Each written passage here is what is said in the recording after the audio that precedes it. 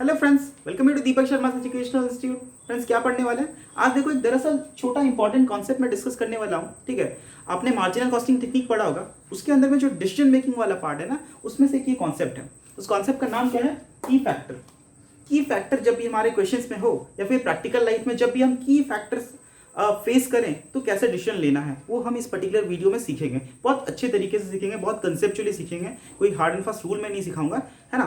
बस आपको ध्यान रखना है कि मैं जो कंसेप्ट सिखा रहा हूँ आप उसे अप्लाई कर पा रहे हो प्रैक्टिकली क्वेश्चन सॉल्व करते वक्त। ठीक है, तो पहले तो समझ जाते हैं कि आखिर ये की फैक्टर क्या है, फिर एक क्वेश्चन की मदद से हम पूरे कॉन्सेप्ट को सीखेंगे। ठीक है, और मेरा दावा है कि इसके बाद से कभी भी की फैक्टर का क्वेश्चन आपके सामने आ जाए तो आप उसे सॉल्व कर पाओगे। ठीक है, चलो समझते हैं कि की फैक्टर क्या है। नंबर वन थिंग, इसे समझने के लिए ना आप सीधी भाषा में ऐसा सोच सकते हो कि हमें मटेरियल लेबर एक्सपेंस की रिक्वायरमेंट होती है ना। कभी कोई प्रोडक्ट बना रहे हैं, एलिमेंट ऑफ कॉस्ट क्या होता है? Material labour and expense. जब भी फॉर एग्जांपल हमें मटेरियल जितनी क्वांटिटी में रिक्वायर्ड है, अगर उतनी क्वांटिटी में मटेरियल अवेलेबल ही ना हो, जितना रिक्वायर्ड है उतनी अवेलेबिलिटी ही ना हो, तो हम कहते हैं मटेरियल हमारे लिए की फैक्टर है। मुझे जितने लेबर आवर्स की आवश्यकता है, मुझे जितने लेबर आवर्स चाहिए, अगर उतने लेबर आवर अवेलेबल ही ना हो तो मैं कहता हूँ लेबर आर मेरे लिए की फैक्टर है ना। What you call it as key factor? Key factor क्यों बोल रहे हो उसे? Key factor you know, key factor और की एलिमेंट इसको इसलिए बोल रहे हैं बिकॉज ये बहुत इंपॉर्टेंट चीज है ना। इसका स्कैरसिटी है, ये जितनी आवश्यकता है, जितनी इसकी रिक्वायरमेंट है, उतना तो अवेलेबल नहीं है। और इसका अगर आप लोगों ने यूज सही तरीके से नहीं किया ना तो घाटे में जाओगे। समझो हमारे पास दो प्रोडक्ट बनाने हैं, एक प्रोडक्ट हमें कम प्रॉफिट देता है, एक प्रोडक्ट हमें ज्यादा प्रॉफिट देता है। ठीक है, दोनों को बनाने के लिए मटेरियल चाहिए। अब जो कम प्रॉफिट देते हैं आप उसके ज्यादा यूनिट्स बना दे रहे हो, अब जो ज्यादा प्रॉफिट दे रहा है आप उसके कम यूनिट्स बना रहे हो। कम यूनिट्स बना रहे हो तो कम मटेरियल लग रहा है और प्रॉफिट भी कम ला करके देगा। और ज्यादा यूनिट्स बना दे रहे हो लेकिन वो प्रॉफिट कम ला करके देगा, तो ज्यादा मटेरियल जो कि डाइवर्ट हो सकता था बेस्ट प्रॉफिटेबल साइड पे, है ना, वो अभी कहाँ आप लोगों ने डाइवर्ट कर दिया उसको? लेस प्रॉफिट प्रोडक्ट के साइड में, है ना। मतलब कहने का मतलब जहाँ पे प्रॉफिट ज़्यादा है वहाँ पे मटेरियल को डाइवर्ट करना चाहिए था, है ना। मटेरियल को उस तरफ आपको लगाना चाहिए था, लेकिन आप लोगों ने मटेरियल कहीं और लगा दिया। क्यों? आपको दिमाग नहीं था, आपको ये कॉन्सेप्ट आप लोगों ने कभी फेस नहीं किया था, आप लोगों ने ये कॉन्सेप्ट पढ़ा नहीं करके, है ना। तो की फैक्टर क्या होता है? की फैक्टर कहने का मतलब है कोई ऐसा एलिमेंट, है ना, मटेरियल हो, लेबर हो, जब इसकी अवेलेबिलिटी बहुत कम है और इसकी रिक्वायरमेंट बहुत ही ज़्यादा है ना, तो वो पर्टिकुलर एलिमेंट, चाहे वो मटेरियल हो चाहे वो लेबर हो, वो हमारे लिए बन जाता है क्या? की फैक्टर। उसे बहुत ढंग से यूज़ करना है, बहुत तरीके से यूज़ करना है, इज्जत के साथ यूज़ करना है उसे। ठीक है, इस क्वेश्चन को देखते हैं, क्वेश्चन को समझते हैं और इसके बाद आपको की फैक्टर का कॉन्सेप्ट बहुत अच्छे तरीके से समझ आ जाएगा। ठीक है, देखो मैं क्वेश्चन को रीड आउट करता हूँ आपके सामने में। ये क्वेश्चन है, मैं बोलता हूँ हमारी एक ऑर्गेनाइजेशन है, ठीक है, आपकी मेरी एक ऑर्गेनाइजेशन है ना। एंड अपने ऑर्गेनाइजेशन में हम लोग ए एंड बी बना रहे हैं।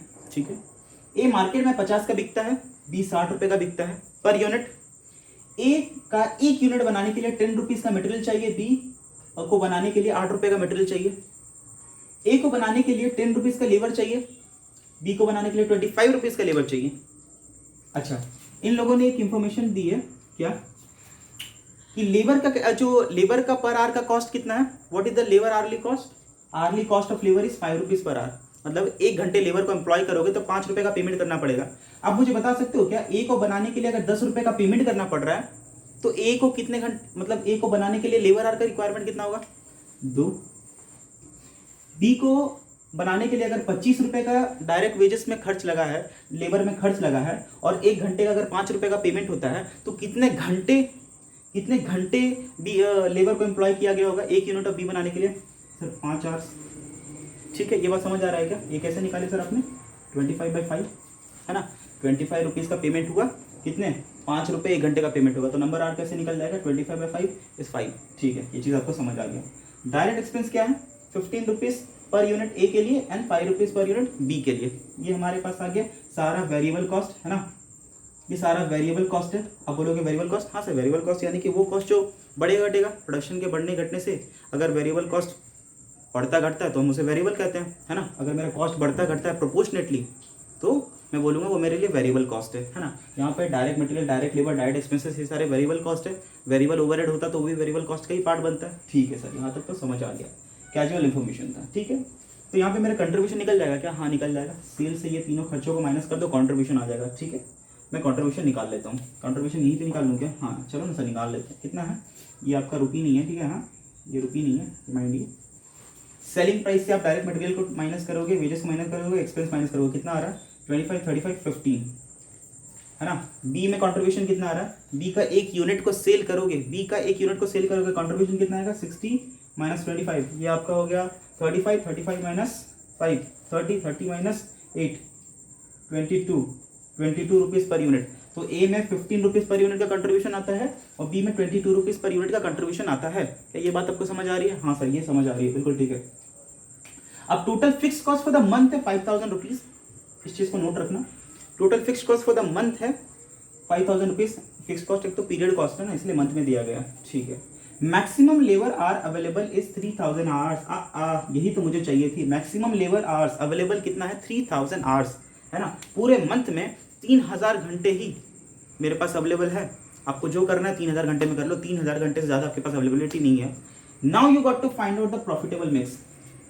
ए की कितनी यूनिट्स में सेल करूं, बी के कितने यूनिट्स में सेल करूं, ए का कितने यूनिट्स में बनाऊं, बी का मैं कितना यूनिट्स बनाऊं, तो मेरे लिए प्रॉफिट मैक्सिमाइज हो पाएगा। ये अपने को आइडेंटिफाई करना है ना। तो देखते हैं सम कैसे सॉल्व होता है। आओ, बड़ा इजी है।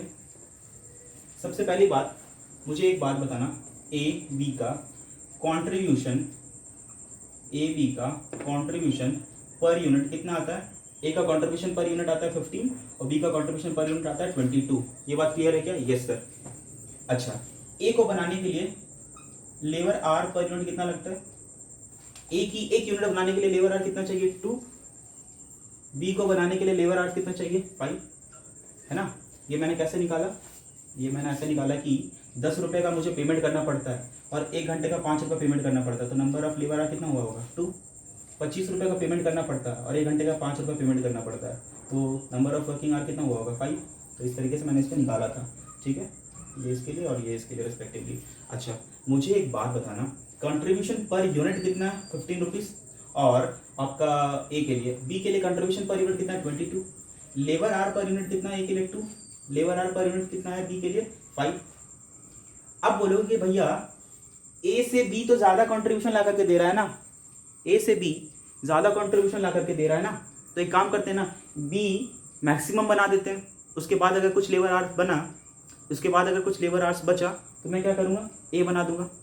क्वेश्चंस में समझना है आपको ये है कि देखो, क्वेश्चन में सबसे पहली चीज़ आपको ये देखना कि क्या कोई मिनिमम रिक्वायरमेंट है ना, कोई मिनिमम डिमांड है मार्केट का जो आपको फुलफिल करना पड़ेगा। कई बार ऐसा क्या होता है ना, क्वेश्चन आपको कहेगा कि ए और बी बना रहे हैं तो ए का मिनिमम इतना यूनिट्स तो बनाना ही है आपको, चाहे जो हो जाए। बी का इतना यूनिट्स आपको बनाना ही है, चाहे जो हो जाए। तो इन दैट केस आप मिनिमम रिक्वायरमेंट जो है ना वो पहले फिलअप करोगे, मिनिमम डिमांड को पहले फुलफिल करोगे, उसके बाद आप ये की फैक्टर का कॉन्सेप्ट लगाना, ठीक है। लेकिन सिंस इस पर्टिकुलर क्वेश्चन में मेरे पास कोई मिनिमम रिक्वायरमेंट है ही नहीं, कहीं नहीं कहा गया क्वेश्चन के अंदर में कि ए का इतना यूनिट बनाना है, बी का इतना यूनिट बनाना है ना। तो इन दैट केस मैं क्या समझा कि नहीं यार, मेरे पास जितना लेबर आर अवेलेबल है वो मैं पूरा का पूरा लेबर आर उस प्रोडक्ट के लिए डाइवर्ट कर दूंगा जो मुझे सबसे ज़्यादा कॉन्ट्रीब्यूशन ला करके देगा, राइट।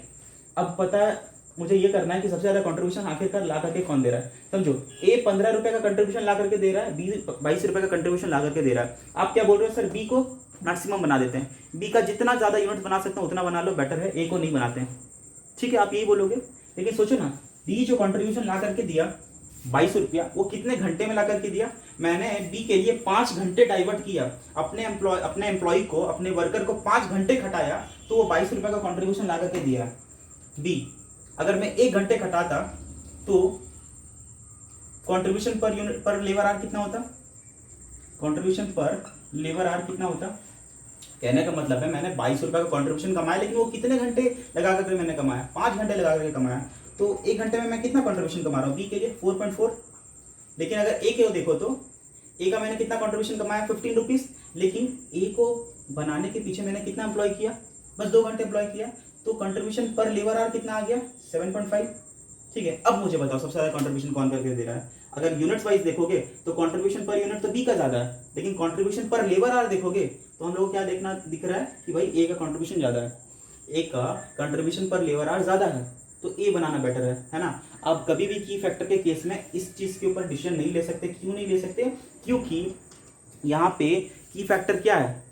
की फैक्टर क्या है? लेबर आर की फैक्टर है। क्वेश्चन में बोला ना, maximum labour hour that is available in a month is 3000 hour. तो आपको ये देखना है कि 1 घंटे अगर मैं एम्प्लॉय करता हूँ लेबर को, क्योंकि आपका ये सबसे की फैक्टर है, संभाल के यूज़ करना है। जहाँ पे भी डाइवर्ट करोगे इसको, कहीं पे भी अपना लेबर आर लगा रहे हो, वहाँ से मैक्सिमम बेनिफिट लाने की कोशिश करोगे। आपने बोला मैं 5 घंटे लगा के 22 रुपये कमा रहा हूँ कॉन्ट्रीब्यूशन, और यहाँ पे 2 घंटे लगा के 15 रुपये का कॉन्ट्रीब्यूशन कमा रहा हूँ, बेटर क्या है?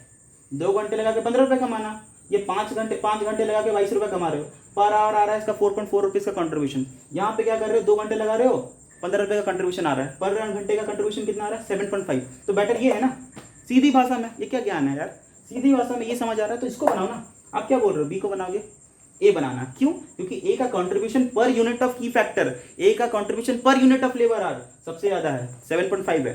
तो रैंकिंग कर देते हैं, सेकंड स्टेप रैंकिंग कर देंगे। रैंकिंग क्या, इसको रैंक 1 देंगे, इसको रैंक 2 देंगे। मैंने बोल दिया क्वेश्चंस में आपको इस चीज का अच्छे तरीके से ध्यान रखना है, क्या क्वेश्चन में मिनिमम रिक्वायरमेंट या फिर मिनिमम डिमांड है मार्केट में जो आपको फिलअप करना है, इस पर्टिकुलर क्वेश्चन में तो नहीं है। अगर होता तो मैं मिनिमम डिमांड पहले फिलअप करता, मिनिमम डिमांड जो भी है, मिनिमम रिक्वायरमेंट जो भी है मार्केट को, उसको पहले बनाता, उसके बाद की फैक्टर का कॉन्सेप्ट लगाता। लेकिन यहाँ पे तो मुझे क्वेश्चन में बोला ही नहीं है कि नहीं मिनिमम डिमांड कोई मार्केट का आपको फिलअप करना है। इन दैट केस मेरे को जहाँ से मैक्सिमम बेनिफिट मिलेगा, मैं पूरा का पूरा लेबर आवर वहीं डाइवर्ट कर दूंगा और क्या। इन दैट केस मैं क्या बोलूँगा, सिंस मेरे को कोई भी मिनिमम रिक्वायरमेंट फिलअप नहीं करना है, तो मेरा जितना भी लेबर आवर है वो मैं किस तरफ डाइवर्ट करूँगा, ए को बनाने के लिए डाइवर्ट करूँगा। ठीक है, मैंने वही किया। तो सोचो ना, number of units that can be made of A by using 3000 labour our. 3000 labour our को यूज करके ए का कितने यूनिट बनेगा, सोचो ना। 3000 लेबर आवर आपके पास अवेलेबल है, लेकिन एक यूनिट ऑफ ए बनाने के लिए कितना लेबर आवर लगता है, 2। मतलब आप 1500 यूनिट्स बना सकते हो ए का। अरे भाई हाँ, एक यूनिट बनाने के लिए 2 घंटे चाहिए, तो 3000 घंटों में आप कितना यूनिट बना लोगे, 1500 घंटा, सिंपल है ना। तो 1500 यूनिट अगर आप बनाते हो तो कितना कॉन्ट्रीब्यूशन कमाओगे, सोचो तो। देयरफॉर टोटल कॉन्ट्रीब्यूशन फ्रॉम ए कितना, 1500 यूनिट बेचोगे तो कॉन्ट्रीब्यूशन कितना आएगा, कॉन्ट्रीब्यूशन पर यूनिट कितना आएगा, 15 है ना। ये आ गया आपका 22,500। Am I right, let me check. 1500 into 15, yes 22,500। इससे लेस कर दो आप total fixed cost that is 5000। In that case आपका प्रॉफिट जो कि ऑप्टिमम, जो कि मैक्सिमम है, वो कितना आएगा, 22,500 से 5,000 माइनस कर दो, 17,500 आएगा। ठीक है, this is the maximum amount of profit that you can earn by employing 3000 labour our which is a की फैक्टर। ठीक है, 3000 लेबर आवर को आप अच्छे तरीके से ऑप्टिमली एम्प्लॉय करो एंड आप इतने का प्रॉफिट कमा सकते हो। ठीक है, बस यही था इस कॉन्सेप्ट को सीखने के पीछे। आपका लॉजिक बस इतना ही होना चाहिए, है ना। इतना ही दिमाग लगाना है कि भैया जहाँ पे भी मैं अपना की एलिमेंट को, की फैक्टर को डाइवर्ट कर रहा हूँ, वहाँ से मैक्सिमम बेनिफिट डिराइव करना है ना। तो जो प्रोडक्ट मुझे सबसे ज़्यादा बेनिफिट ला करके दे रहा है उसको मैं पहले बनाऊंगा, है ना। जो प्रोडक्ट इन दोनों में से मुझे सबसे ज़्यादा बेनिफिट ला करके दे रहा है, सबसे ज़्यादा कॉन्ट्रीब्यूशन ला करके दे रहा है, मैं उससे पहले बनाऊंगा। एंड अगर उसके बाद भी अगर मुझे में जान बचती है, उसके बाद में उसका कुछ सारा डिमांड अगर फुलफिल हो जाता है, अगर कुछ लेबर आवर बचता है, तो मैं बी के बनाऊंगा, सिंपल है ना। इन दैट केस मेरा ये क्वेश्चन खत्म हो गया।